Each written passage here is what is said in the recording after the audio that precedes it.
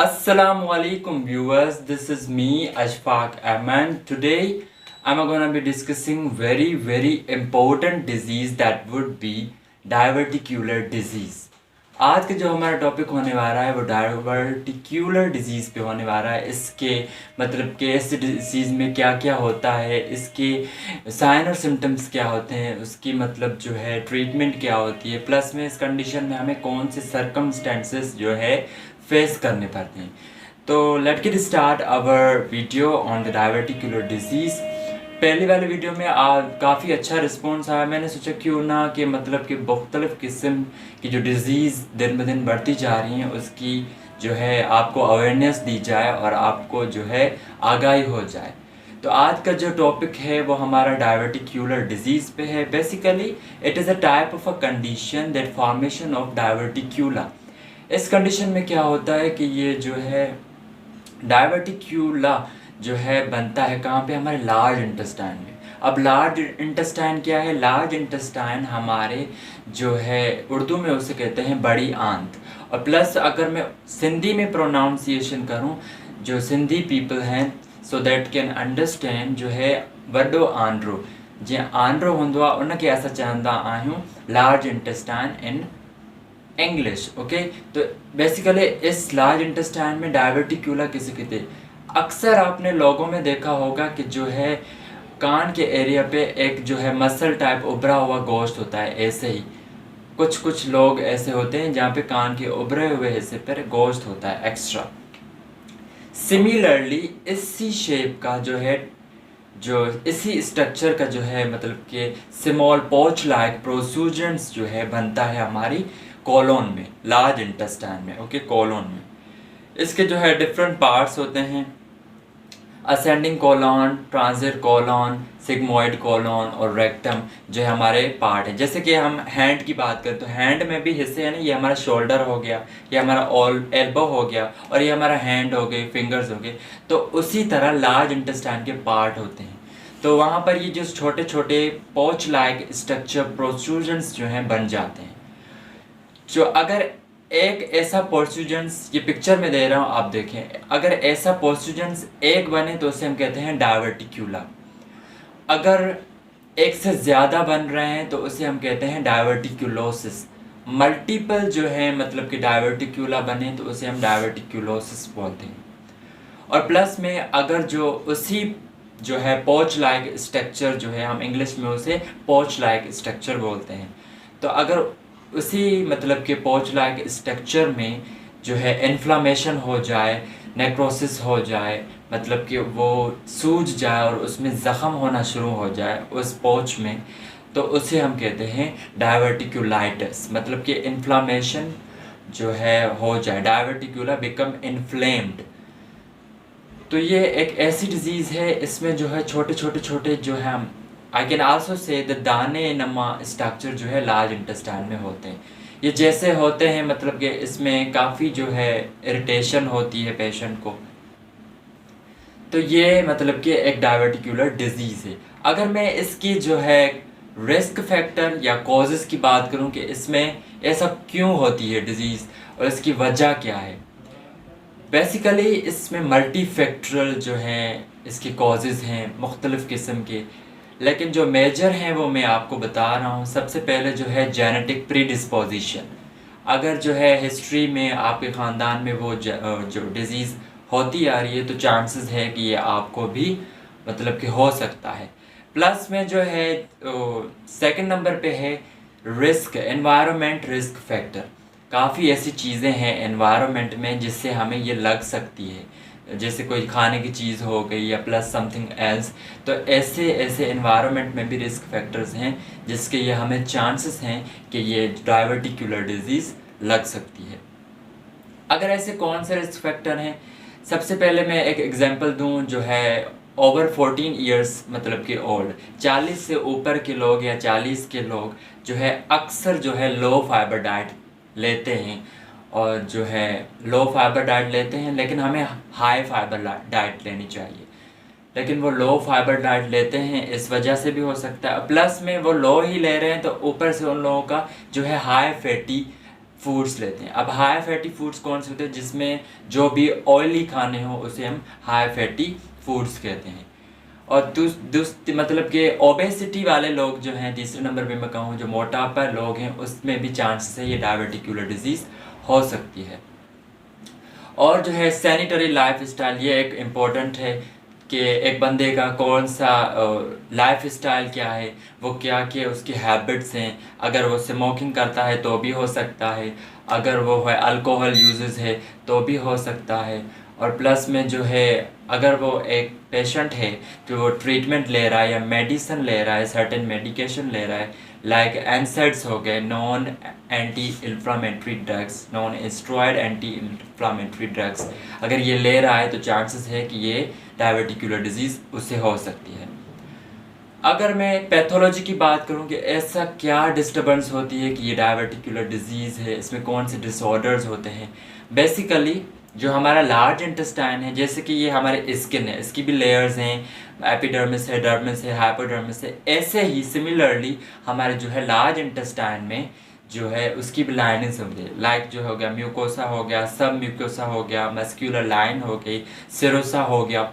इसमें क्या होता है जो है इनसाइड द लार्ज इंटेस्टाइन जो है प्रेशर एक्सर्ट होता है इनटू द कोलॉन। जैसे ही प्रेशर एक्सर्ट होता है, तो जो है म्यूकोसा और सब म्यूकोसा के लेयर में ये जो है उभर कर बाहर निकल आता है, बबल लाइक स्ट्रक्चर। जैसे कि अगर मैं बलून में जब हम हवा भरते हैं तो वो उभर जाता है। सिमिलरली लार्ज इंटेस्टाइन में जो है प्रेशर आता है तो ये जो है सतह पे जो है वो बबल की तरह वो स्ट्रक्चर उभर कर बाहर आ जाता है into the hollow lines of the large intestine, मतलब कि लार्ज इंटेस्टाइन की लाइन पर। फॉर एग्जांपल अगर यहाँ पे हमें कोई चोट लग जाती तो आपने अक्सर देखा होगा कि जो ब्लड जम जाता है, उभर कर आ जाता है, तो छोटे छोटे जो है स्पॉच लाइक प्रोसीजर्स जो है लार्ज इंटेस्टाइन में बन जाते हैं। अगर ये बन जाते हैं तो जो है ब्लड वेजल्स जो होती हैं लार्ज इंटेस्टाइन में वो पेनिट्रिएट कर जाती हैं, मतलब कि प्रेशर ज़्यादा आ जाता है तो वो जो है छोटे छोटे जो पॉच लाइक स्ट्रक्चर हैं वो जो है रप्चर हो जाते हैं, मतलब कि फट जाते हैं। रप्चर होने की वजह से इन जो छोटे छोटे स्ट्रक्चर में है हमारा जो है अनडाइजेस्टेड फूड, जो हमारा फूड डाइजेस्ट नहीं होता वो भी उसमें फंस जाता है। और प्लस में जो है उसके साथ बैक्टीरिया, वायरस जो है वो हमारे लार्ज इंटेस्टाइन में होता है, क्योंकि जो हमारा वेस्ट प्रोडक्ट जो हम निकालते हैं उसका प्रोसेस जो है लार्ज इंटेस्टाइन में होता है। तो अगर वो जो है वहाँ पर उसमें जमा हो जाता है तो वो हमें क्या कॉज करवाती है, डायवर्टिकुलाइटिस, जो है इन्फ्लामेशन जो हो रही है, जो ज़ख़म हो रहा है, जो सूज रहा है, तो इस वजह से जो है पेशेंट को बहुत सी मतलब कि प्रॉब्लम्स का फेस करना पड़ता है। अगर मैं कॉम्प्लिकेशन की बात करूं, मतलब कि ये डिजीज़ हो गई, अब इससे क्या क्या होगा मज़ीद। बॉल ऑब्स्ट्रक्शन हो जाती है, और बॉल ऑब्स्ट्रक्शन क्या है, जो है मतलब कि जो वेस्ट प्रोडक्ट जो कर रहा है पेशेंट उसमें अक्सर डिस्टर्बेंस हो जाती है, इम्बैलेंस हो जाता है, मतलब कि उसे सही तरह से नहीं आ पा रहा होता, या उसे कॉन्स्टिपेशन हो जाती है, या उसे डायरिया हो जाता है। प्लस में जो सेकंड कॉम्प्लिकेशन है वो है एब्सिस। एब्सिस क्या है? एब्सिस एक पॉकेट है इन्फेक्टेड ऑफ पस का। ये जो हमारा पॉच लाइक स्ट्रक्चर बना, इसमें पस भर जाए और ज़ख़म हो जाए तो उसे हम कहते हैं एब्सिस। यह भी कॉम्प्लिकेशन हमें डायबिटिकुलर डिजीज़ में फेस करनी पड़ती है। और जो तीसरी नंबर पे जो कॉम्प्लिकेशन हम फेस करते हैं इस डिज़ीज़ में, फिस्चुला है। अब फिस्चुला क्या है? लेट सपोज ये जो हमारा पॉच लाइक स्ट्रक्चर बना उभर कर आ गया लार्ज इंटेस्टाइन की लेयर में। अब ये जो है जो उभरा हुआ स्ट्रक्चर बाहर आ गया, एबनॉर्मल जो है वो ग्रोथ हो गई, तो वो एबनॉर्मल ग्रोथ जो है किसी भी ऑर्गन के साथ, लाइक ब्लडर के साथ, किसी भी ऑर्गन के साथ टच हो जाए एबनॉर्मली, उसे हम कहते हैं फिस्चुला। अब मैं क्लिनिकल मैनिफेस्टेशन की बात करूं, मतलब कि सिम्टम्स के, और जो है अगर एक डिज़ीज़ हो रही है उस पेशेंट को कौन कौन से दर्द होंगे जिससे हम अंदाज़ा लगा सकें कि ये डायबिटिकुलर डिज़ीज़ मतलब कि हो सकती है या उसे है। सबसे पहले जो है पेशेंट को अक्सर मैंने ऐसे देखे हैं एसिम्प्टोमेटिक, जिसके कोई भी सिम्टम्स नहीं होते, ऐसे लोग होते हैं जिन्हें डायबिटिकुलर डिजीज़ होती है लेकिन उन्हें पता नहीं होता। अनटिल एक्यूट मतलब कि एपिसोड डायबिटिकुलाइटिस जो है कंडीशन नहीं होती। जब तक कि उन्हें मतलब कि जो पोच जो स्ट्रक्चर बने होते हैं लार्ज इंटेस्टाइन में वो स्वेलिंग नहीं कर जाते, तब तक उनको पता नहीं चलता। इसमें कौन से सिम्टम्स? सबसे पहले पेट में दर्द होगा, एब्डोमेन पेन, साथ ही उससे फीवर होना, बुखार होना शुरू हो जाएगा, प्लस में नोज़िया हो जाएगी, वॉमिटिंग, उल्टियाँ आना शुरू हो जाएगा, चेंजिंग इन बोवल हैबिट्स जो है मतलब कि उसे पेट के साथ से कभी मतलब कि कॉन्स्टिपेशन, कब्जी हो जाएगी, या डायरिया, लूज मोशन हो जाएंगे, प्लस में जो है पेनलेस हेमाटोलॉक्सिया। इसमें क्या होता है, जो वेस्ट प्रोडक्ट कर रहा है उसमें ब्लीडिंग आना शुरू हो जाए, मतलब कि खून आना शुरू हो जाए, इसमें भी पेशेंट को काफ़ी इरिटेशन होती है। तो ये जो है हमारे पास क्लिनिकल मैनिफेस्टेशन है, इसकी बेसिस पे हम अंदाज़ा लगा सकते हैं कि पेशेंट को एक ये डायवर्टिकुलर डिजीज़ की फेज से चल रहा है। प्लस में अगर मैं इसकी जो है कैसे हम इसे प्रिवेंट कर सकते हैं, सबसे पहले जो है इम्पोर्टेंट है जो है क्वालिटी ऑफ लाइफ। एक बंदा है कौन सी डाइट ले रहा है वो उसको पर्सनली पता होगा, वो उसे जंक फूड नहीं खाने चाहिए, हमें जो है ऑयली खाने इतने मतलब कि नहीं यूज़ करने चाहिए। आजकल जो है junk food, fries, foods, burgers, ये जो है ऑयली और बाहर खाने हैं। और जो है हमें हाई फाइबर डाइट लेनी चाहिए, जैसे कि हमारे पास योगर्ट हो गया, फॉर एग्ज़ाम्पल हमारे पास जो है जैतून हो गया, और अदर वेजिटेबल्स हैं जिसमें हाई फाइबर डाइट है, वो हमें लेनी चाहिए। और साथ ही साथ जो है इसमें जो हमारे पास अगर पेशेंट आ रहा है सीवियर, अगर माइल्ड कंडीशन है, अगर इनिशियल बेसिस पे वो जो उसे पेन हो रहा है, तो हम उसे जो है एनाल्जेसिक्स भी देते हैं, ओरल मेडिकेशन। अगर जो पेशेंट है वो जो है डायवर्टिकुलाइटिस, अगर उस दाने में जो है सूजन हो गई है, इन्फ्लामेशन हो गई, तो हम सम आईवी एंटीबायोटिक्स भी देते हैं, प्लस में जो है हम आईवी फ्लूइड भी देते हैं। अगर आप जो है इस कंडीशन से गुजर रहे हैं तो आपको जो है आईवी फ्लूइड मतलब कि प्लस जो है फ्लूइड इनटेक जाने के साथ, जिसके पानी वगैरह या जूसेस वगैरह अच्छे जो है, ड्रिंक्स तो कभी कोल्ड ड्रिंक्स नहीं यूज़ करनी चाहिए, जो है नेचुरल जूस जो है फ्रूट्स के, वो हमें आईवी फ्लूइड्स और मतलब कि फ्लूइड्स इनटेक ज़्यादा करने चाहिए।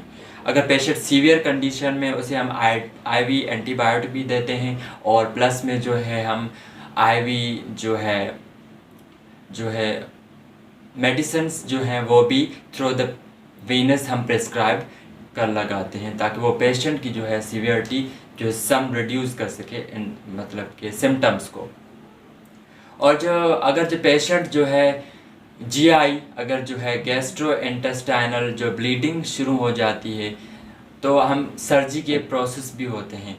इसमें क्या होता है, जो पेशेंट आ रहा है एक डायवर्टिकुलर डिजीज़ से अफेक्टेड, तो इसकी हिस्ट्री भी हम लेते हैं, फिज़िकल असेसमेंट भी हम लेते हैं, कोलोनोस्कोपी एक प्रोसीजर है वो भी हम करते हैं, और जो है सीटी स्कैन होता है एब्डोमेन का, और प्लस में जो है पेल्विक रीजन का, ताकि हम अंडरस्टैंड कर सकें। अगर उससे जो है इन्फ्लामेशन होगी तो हम उसकी सीबीसी जो है कंप्लीट ब्लड काउंट जो है वो भी टेस्ट करवाते हैं।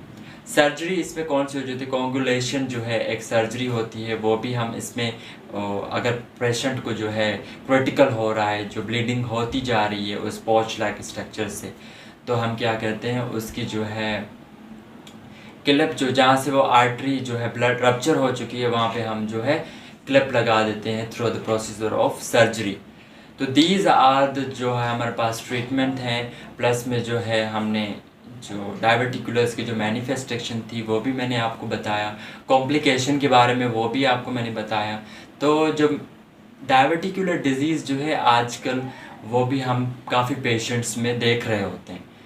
So this is the knowledge that I gave you of the disease, diverticular disease, and hope you get it, and hope you know that all the things and points about the diverticular disease। और कोशिश करें आप ये video आगे भी फैलाएं, ताकि वो भी अवेयरनेस और आगाही हासिल कर सकें about the disease of diverticular। Thank you।